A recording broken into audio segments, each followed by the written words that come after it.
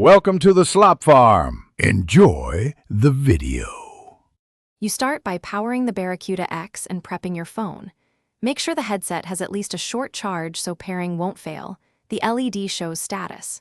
Press and hold the headset power button to enter pairing mode, and keep the USB-C wireless dongle handy if you use it. On your Android device, open Settings, enable Bluetooth, and leave the Bluetooth page visible. Once done, you're ready to choose between dongle wireless or direct Bluetooth. Pick the path and move to the next step. You now pair the device using the method you chose. If you go Bluetooth, hold the headset power until the LED flashes pairing, then tap the Razer entry when Android shows it.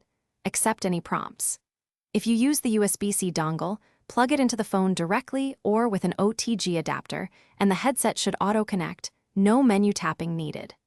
Make sure Android grants media and call audio permissions for the profile. Otherwise, you'll get sound, but no mic or reduced functionality. Once connected, finish by verifying audio routing and mic function. On Android, open the output selector to ensure Razer is active, then record a quick voice recorder clip to confirm the mic. If you have inconsistent audio or missing microphone support, install Razer's Android app and update the headset firmware. Updates often fix compatibility issues.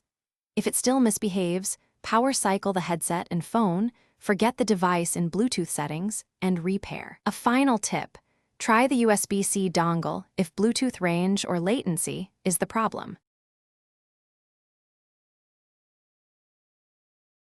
Thanks for watching.